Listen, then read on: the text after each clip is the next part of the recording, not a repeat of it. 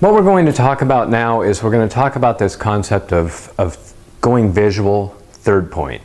We've already talked about third point, the idea of being able to reference something in the room that's not alive, not human. It's where you can get people to change their focus, change the energy in the room. We're going to use go visual from the standpoint of when you're talking to people and you're talking to staff, or even if you're talking one-on-one with a teacher, how do you give them the news that they don't necessarily want to hear?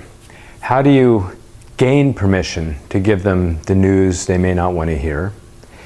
Almost in a sense of how do you talk to them in such a way that they're going to be open and receptive to hearing something that may challenge their knowledge, their skills. It may even deeply challenge their beliefs and their values about teaching, about learning, about running a school.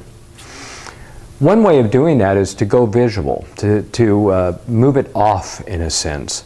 So for instance, if you're going to be standing up in front of a group and you're going to be telling them, for instance, that maybe the test scores are low or they're dropping and we have to have a conversation about that.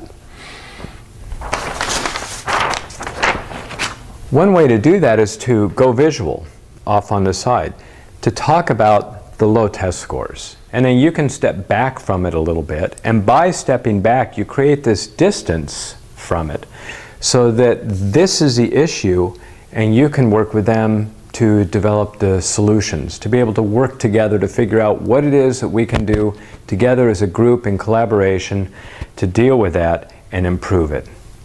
So that's one idea of using this idea of going visual and third point.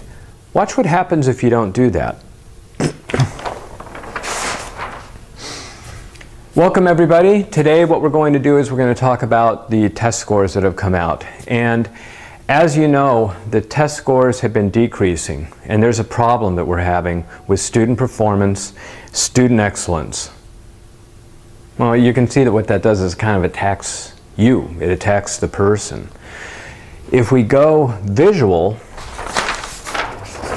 then what we're able to do is to say, good morning, thank you for coming. Today what we're going to be talking about are the low test scores that have recently come out on student performance. And what we're going to do is figure out what it is that we can do. What are some things that we can react to, that we can develop, that we can support the students so that we can deal with these results. So that's an example of that going visual piece. Here's another one if you don't have an easel. Go visual.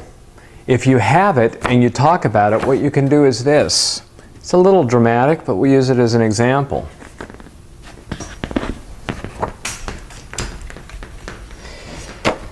Thanks for coming today. We're going to be talking about the test scores that our students just released, that we just got information from. And we need to talk about what are the things that can be done about that we can do, that we can support our students. So again, it's that idea of creating some distance between the issue and between yourself, because in systems, and you know this as a leader, in systems there are issues, and the solution to issues, they're between people. So we want to develop a relationship built on rapport so that we have trust, so we can come up with solutions about those issues. Systems will always have issues. We're looking for solutions.